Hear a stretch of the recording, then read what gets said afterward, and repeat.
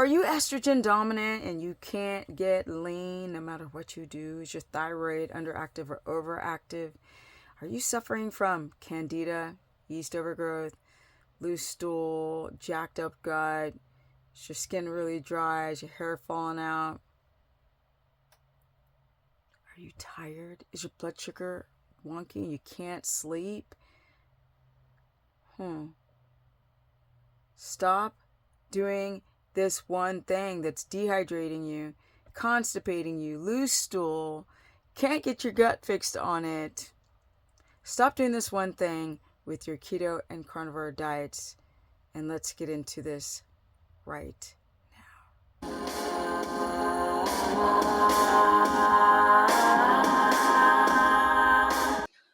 Welcome everyone to my lovely life where I'm living in a camper, but I'm grateful, let me tell you, because you can't have joy without the struggle.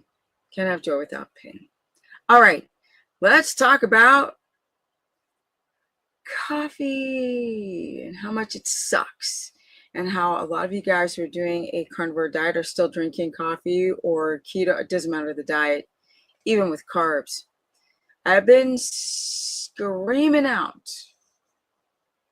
to the stratosphere to stop drinking coffee, which a lot of people don't because there's so much conflicting information. Now, a lot of people do a carnivore diet and then persist to drink the freaking coffee because you're not in ketosis. People are not driving ketosis. Your fats must be high, my people. If you're gaining weight on eating more fat, it's not the fat. It's fact that your blood sugar is way up there. Insulin is resistant. It's overly secreted and it's storing everything in the bloodstream, including the fat that you eat, as fat, motivated by the high sugars in your diet. But as you know, that's other videos. This woman, I have pulled her up a few times. Sometimes she says the most brilliant stuff. Sometimes she says the most garbage stuff. When it's about keto, she doesn't know what she's talking about. But when it's about the coffee, she does. So let's pull her up right now. Where is she? Bam. Yeah. Okay. So she's got a channel called The Primal Bod. I've seen tons of her videos on Instagram. But listen to what she's got to say. It is the brilliant content. Not the shady one, but the brilliant one. So let's get onto this page. This is late, my people. We're going to do it this way. And go. She says, do not drink coffee. This is exactly why. Here we go. Highly recommend, if you are drinking coffee, get off it. Coffee actually just stimulates cortisol. That's what it does. That's why you get that high blood sugar effect when you drink coffee, because it's just... All right, let's break that down. Translation: cortisol stimulates the, not coffee, adrenaline, right, is stimulating the adrenals to produce adrenaline and then cortisol. Cortisol is a hormone that's designed to raise your blood sugar. Typically, it should be the highest in the morning because you need energy to get out of the freaking bed and not have your alarm clock go off 10 times. It should go off no times. You should just wake up and be, let's go. That's not most of you. You go to the cup of joe, and a lot of you guys are like, no. I love the aroma and the whole thing about making the coffee.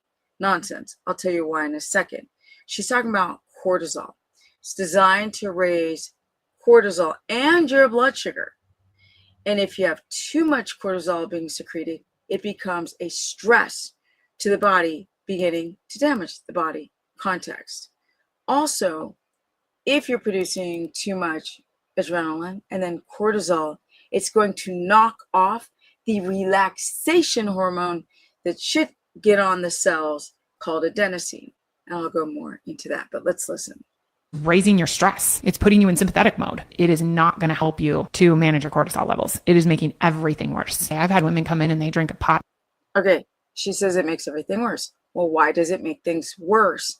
Because if you have elevated levels of cortisol, you're going to be breaking down tissue. Let's pop this back here. All right. you're going to be breaking down tissue in the body, right? Through gluconeogenesis because of the stimulation of cortisol. And it knocks off the relaxation hormone called adenosine that's on these cells. And it should relax you and not make your body eat itself. Too much elevated cortisol, your body's thinking that it needs to run from a lion. It needs to get the energy up. So let's break down protein, i.e. skin, collagen, bone marrow, reproductive system, convert that into energy, because you ain't going to have a baby or go eat at Panda Express if you run it from a lion. I know. So it's going to knock off this hormone that should be gradually really entering the bloodstream as the day continues. You have adenosine, cortisol's in the morning, then later you've got adenosine starting to really take effect, which is a relaxation hormone. It goes into the cells and it's relaxing you. You have the midday from cortisol to melatonin shift around 3 or 4 in the afternoon, and your body begins to wind down. But with coffee having a half-life of 8 hours, even though you don't feel it anymore, you're still up there like running from a lion. All right, let's get more into what she's saying. This is just a minute of her talking, but I like to break it down. And half a coffee a day. And I'm like, what? And they're coming to me with their lab work, and they're 36, 37 years old, and they have no hormones. Like their hormones are dead. And they're like, yeah, my doctor wants to put me on progesterone and these HRT, and they're Remember, I told you that elevated levels of cortisol, let's get back to her. Elevated levels of cortisol is going to, well, mess with your pregnenolone, which is precursor to your sex hormones. Elevated levels of cortisol from coffee, that's not natural. I haven't even gotten into the mycotoxins. It's acidic, bad for the stomach lining. It's a diuretic. She doesn't even mention those things. But let's continue. Here we go.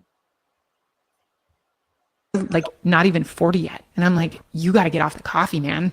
But I highly recommend, if you are drinking coffee, get off it. Coffee actually just stimulates cortisol. That's what it does. That's why you get that high blood sugar effect when you drink coffee, because it's just raising your stress. It's putting you in sympathetic mode. It is not going to help you to manage your cortisol levels. It is making everything worse. I've had women come in and they drink a pot and a half of coffee a day, and I'm like, what? And they're coming to me with their lab work, and they're 36, 37 years old, and they have no hormones. Like their hormones are dead. And they're like, yeah, my doctor wants to put me on progesterone and these HRT, and they're like not even 40 yet. And I'm like, you got to get off the coffee, man. But okay, I'm not going to let it roll a third time. But she's right. She is right. She's like, she's not explaining how it tanks your hormones. It tanks your hormones because your body's like up here, gluconeogenesis, right? Then you have too much circulating cortisol that's kicking off the relaxation hormone and putting the stress hormone on the cell, the adenosine receptor, and keeping you lit all freaking day. This is running from a lion, like I said. And your body begins to break down. Even though you don't feel it, you will feel it because you don't have any energy, right? People keep thinking they can go and drink coffee and be in ketosis. You can't, because it's going to raise your blood sugar by breaking down what? Proteins in the body and converting it into sugar, so your body can get some quick energy and run from a lion. Well, this done every day fracks with the reproductive hormones, pre, post, perimenopause, or pre, peri, and post.